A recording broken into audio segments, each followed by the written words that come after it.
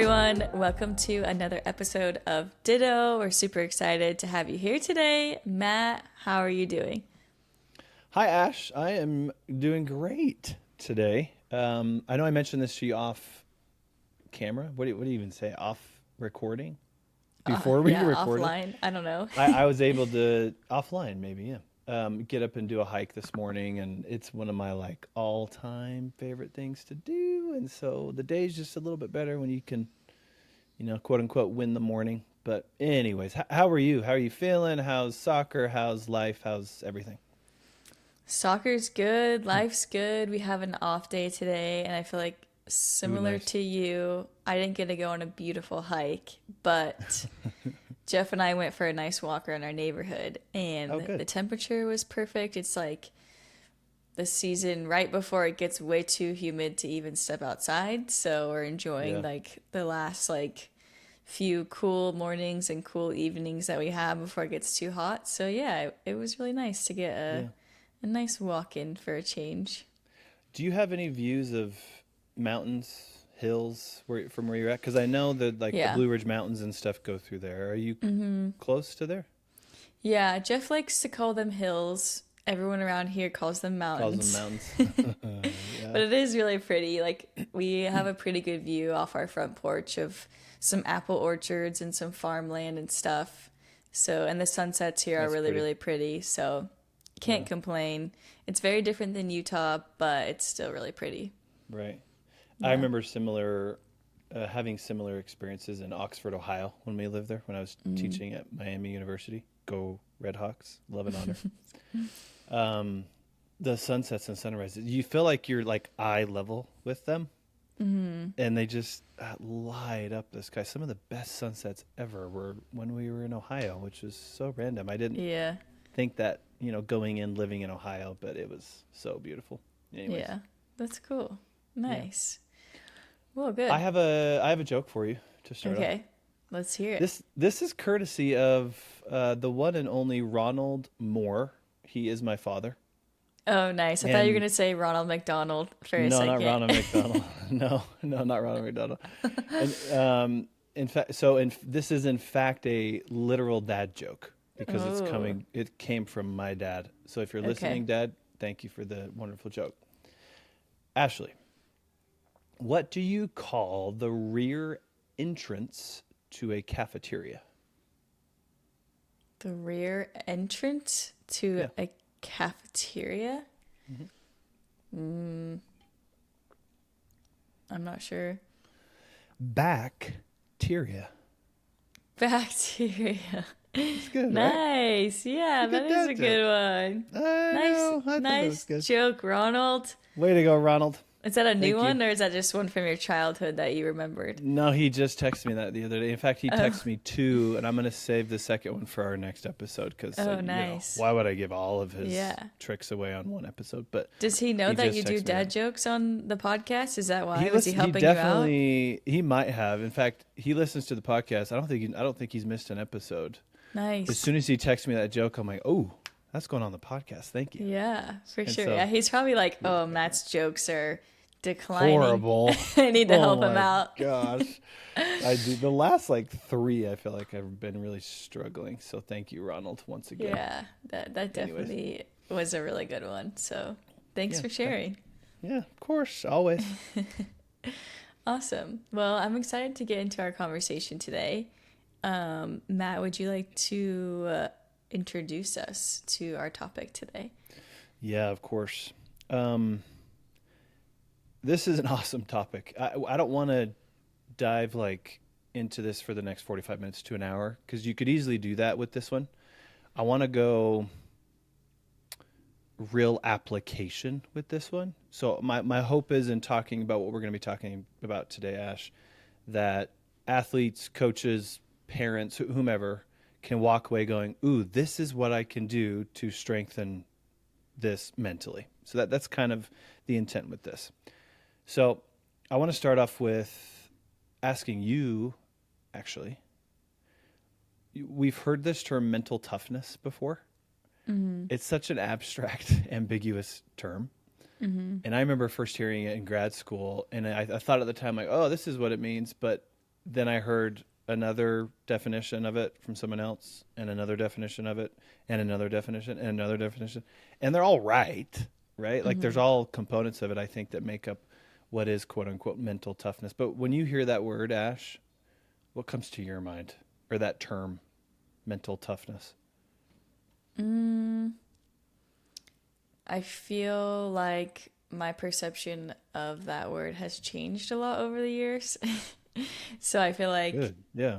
a while ago it was probably like something that's really good if you had that mental toughness, something that not everyone has, kind of like macho.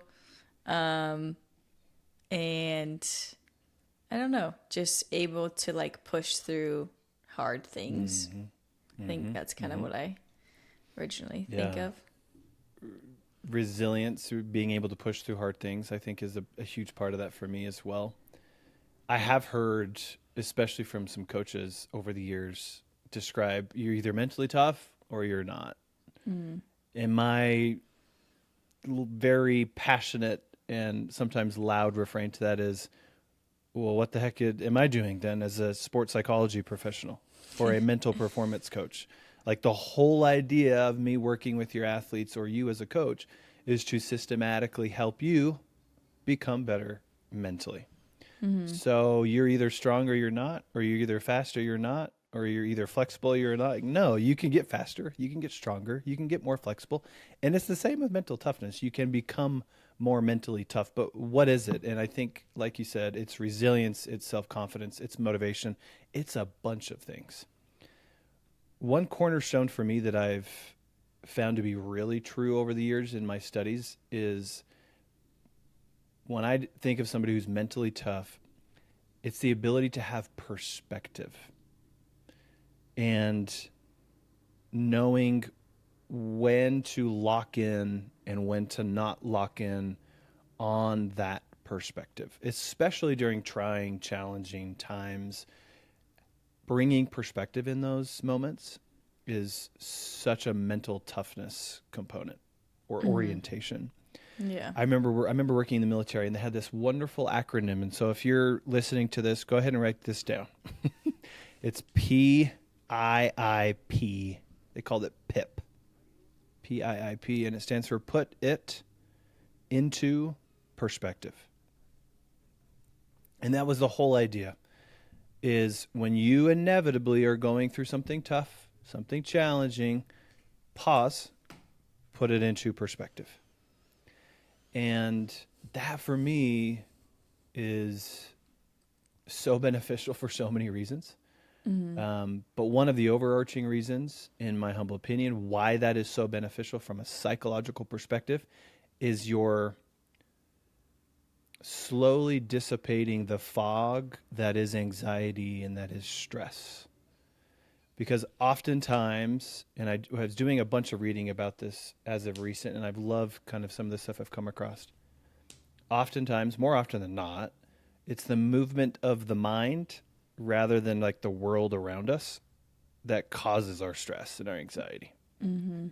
So it's perspective, aka also interpretation, is a huge, huge part of this. And so if we can pause, if we can stop, and sometimes that's for 0.2 seconds, and sometimes that's for 10 minutes, just depending on how much time you have. And answer this question, like, how am I viewing this? Where is my perspective? And again, more often than not, when we're going through stress and anxiety, our perspective is very narrowly focused, right? It's about the thing that's causing the stress or the anxiety. And so if we can kind of zoom out, right? Like sometimes we're on like our iPhone and we're going like this. We're zooming in to see the face. Like zoom back out and see the whole picture. It just provides so much more ease and centeredness and presence and less anxiety and less stress. And so that's the skill set that I want to be able to touch on. That's going to directly influence, in my humble opinion, one's mental toughness. And so my hope is you coaches, especially, and you athletes, when you hear this term again, hopefully you can walk away going, ooh, that person has perspective. Or I want to help my athletes, my team, have perspective. aka mental toughness. Mm-hmm. Okay, we tracking okay? Yep. Not too much.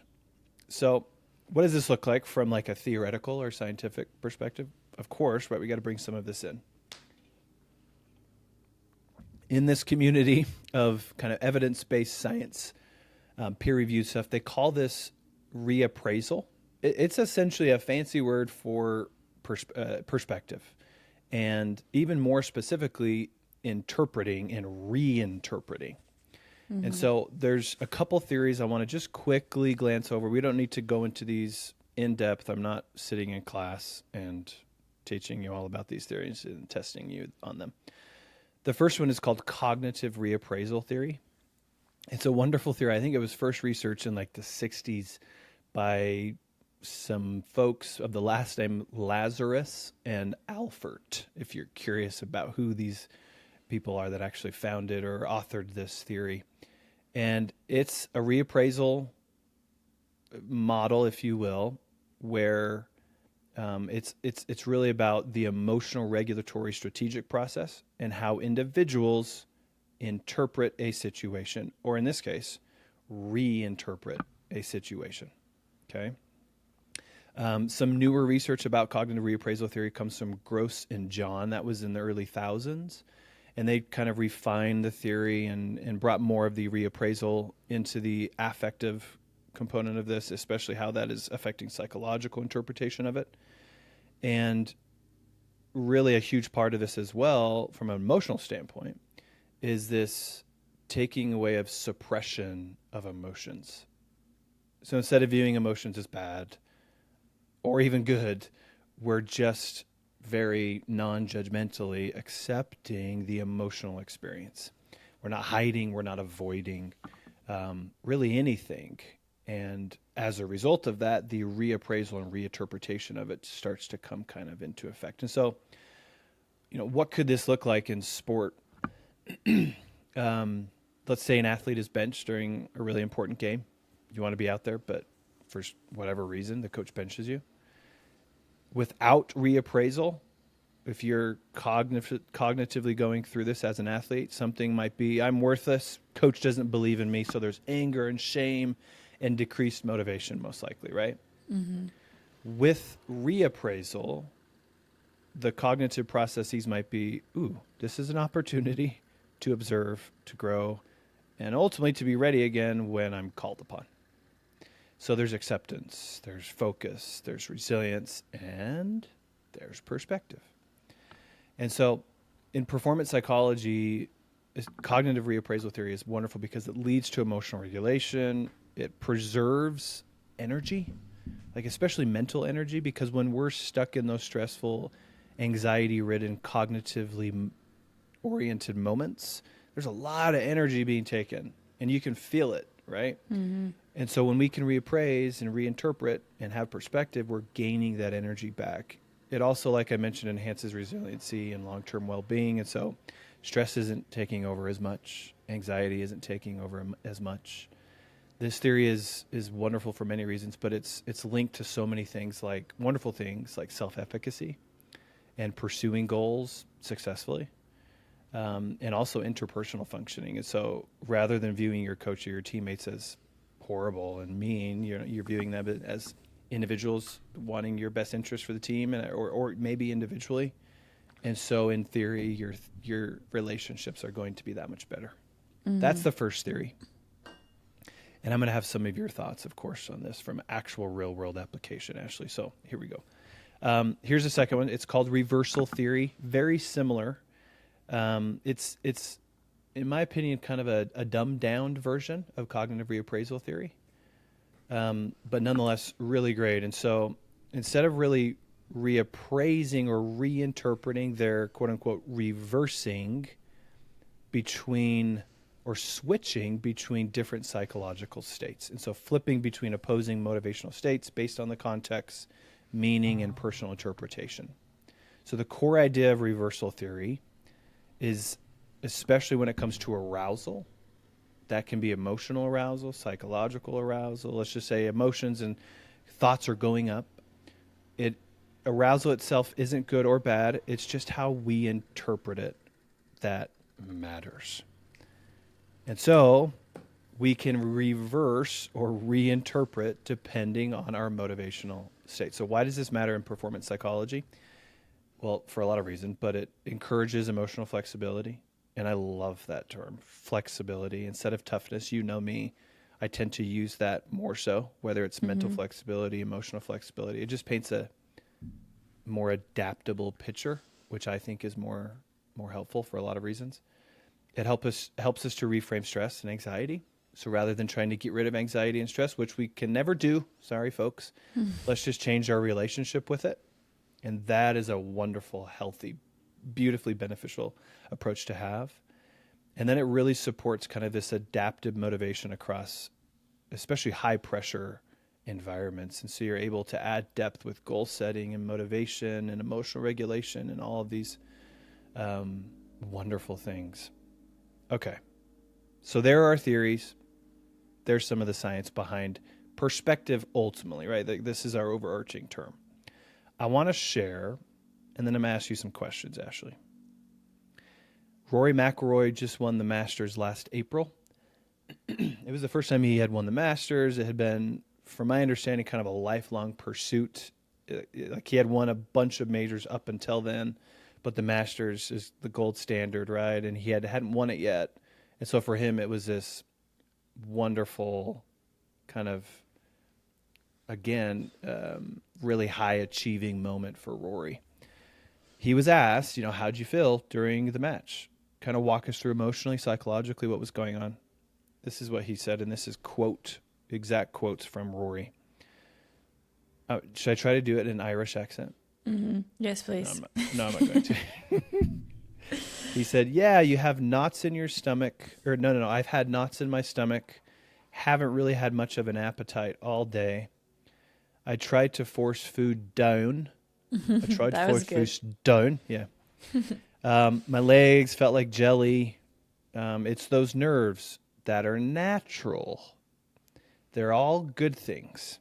If you weren't feeling like that, I think that's more of a problem.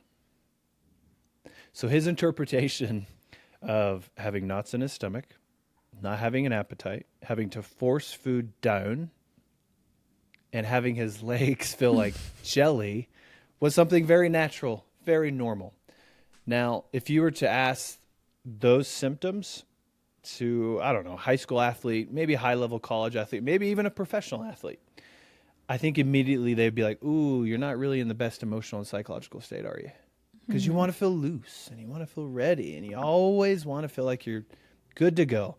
Well, you're a human being, first and foremost.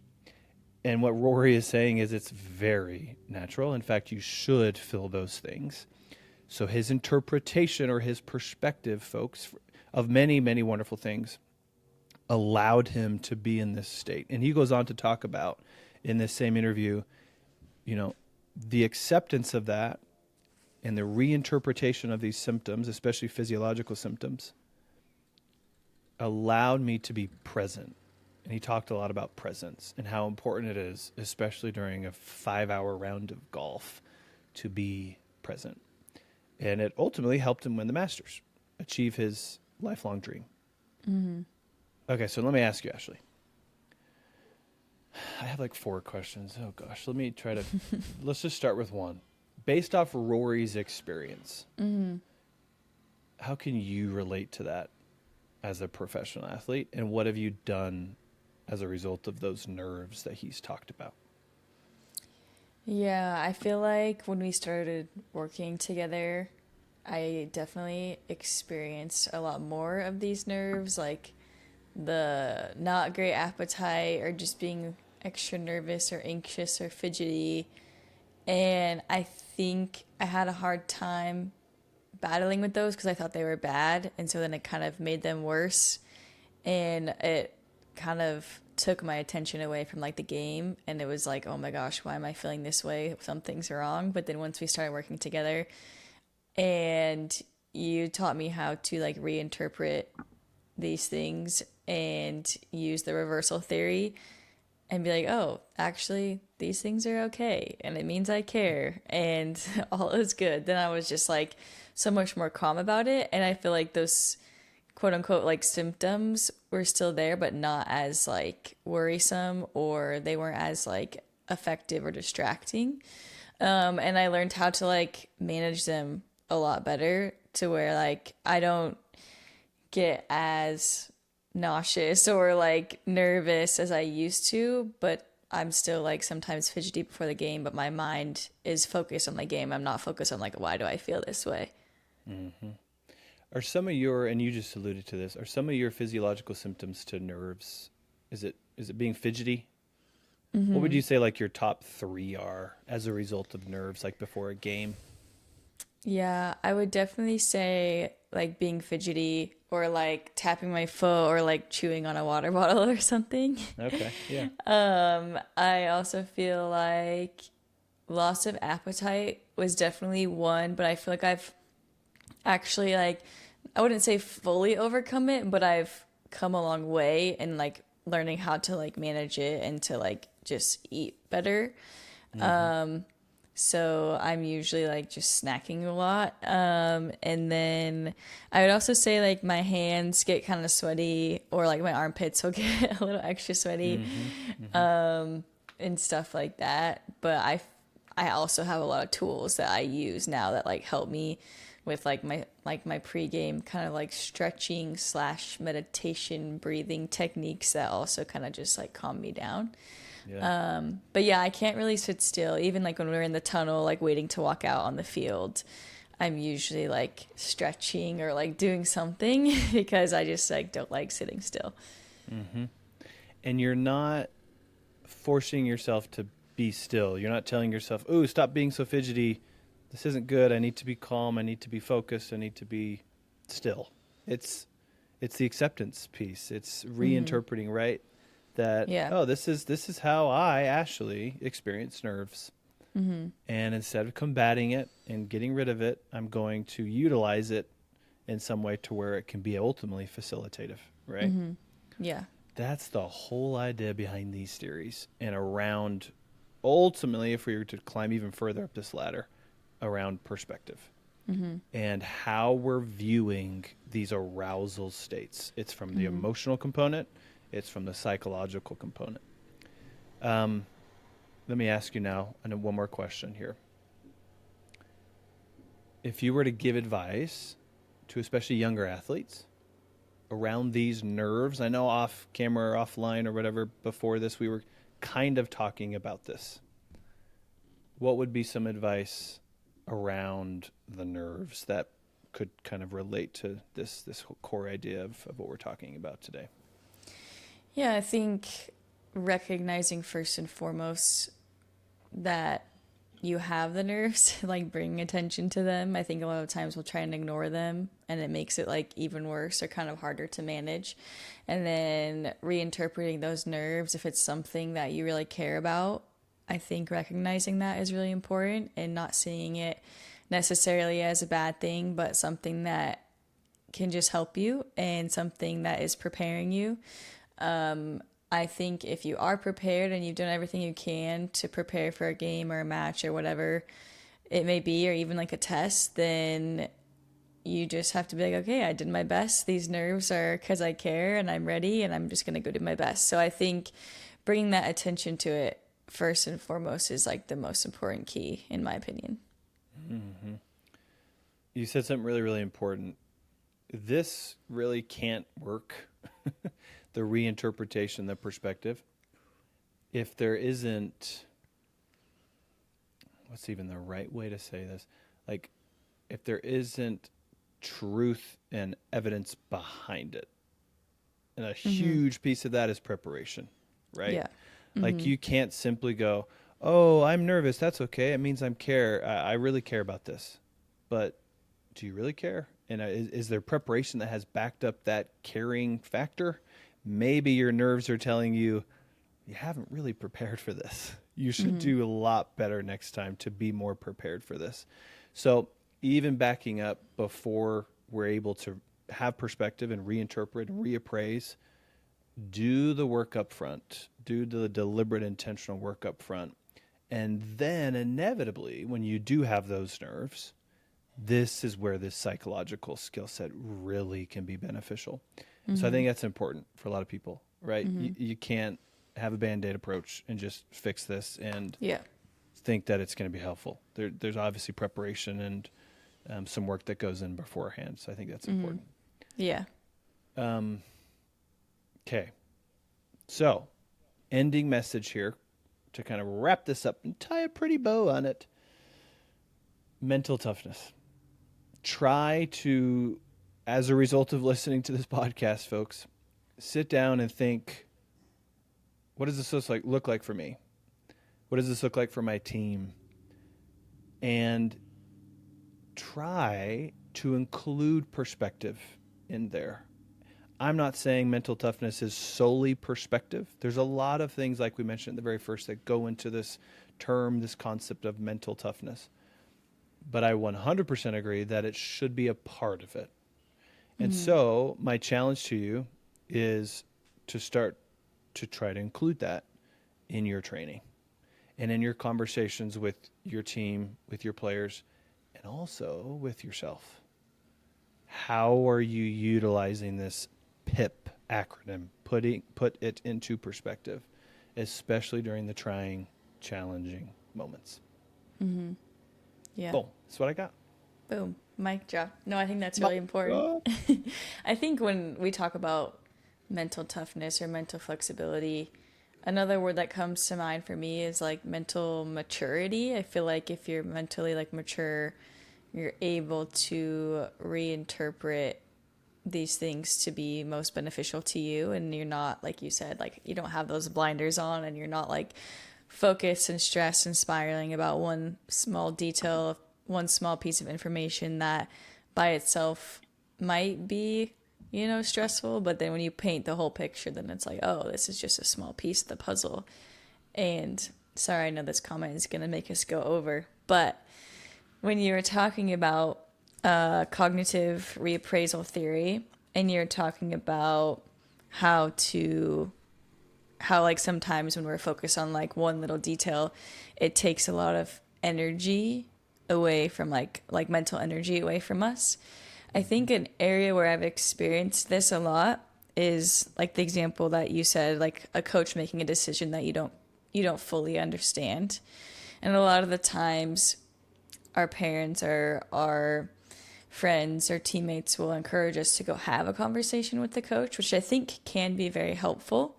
But sometimes for me, this might be a hot take. I think if you're mentally able to use these tools and reinterpret, or because like a lot of the times when the coach makes the decisions, there's like a million different reasons why they made the decision that they made, and you're a piece of that puzzle. And sometimes we don't know all the pieces, but we do sometimes spiral in like the way it affects us only.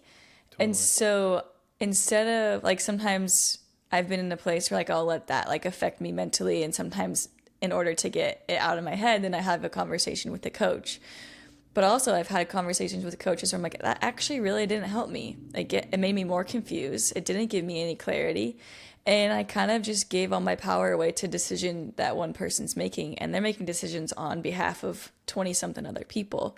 Mm-hmm. So for me, I actually think sometimes it's way more beneficial to be able to use these theories and these tools to reinterpret it to a way that's actually going to help me.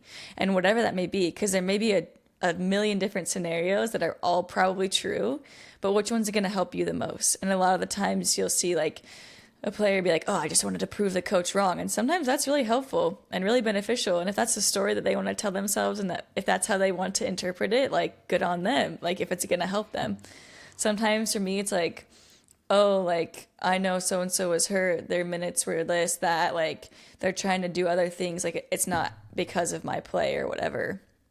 It's the coach making those decisions that's best for the team. And it's like, okay, I'm going to move forward and continue to get better. Or sometimes it is like, oh, I can't believe they did that to me. I'm going to prove them wrong next time, and they're not going to want to take me off the field.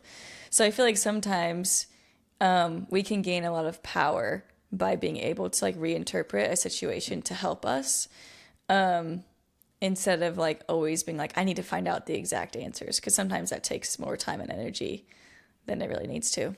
But anyway, that's my 2 cents. I love that. I love just to quickly add to that because it was so great. One of many, many reasons why this is so beneficial, everything you just said, to distill it down, at least in my mind, is what this does is takes you out of your own head. And so, especially during challenging, anxiety, stressful ridden moments, when we can answer the question, put this in, what's your perspective right now? Put it into perspective. It's taking you away from that. Mm-hmm. It's taking you out of your own head. And oftentimes that's the trick to just get over the challenge or to get through that moment of challenge, right? Everything you just said. And I think if we can pause, stop, and actually put these things into perspective, it allows us to do that. And I just hear that so many times in sports, like get out of your own head, and it's cliche, but it's beneficial. Mm-hmm. And one way that we can do that is to change our perspective on how we're viewing things in those moments. So yeah. Nice. Anyways. Well, I think it's safe to say that our combined ditto of the day is putting things into perspective. That's a great DOTD. Absolutely. Yes. Okay. Awesome. Well, thanks, Matt, for sharing. I think this will be really beneficial for parents, coaches, athletes, anyone who's feeling like, they're in their own head. So please like, share, subscribe, send it to a friend who may be struggling with this, because I think we all struggle with this at one point or another. Sure. So yeah, thanks for being here, everyone. Thank you, everybody. Come back next time. Bye. Bye bye.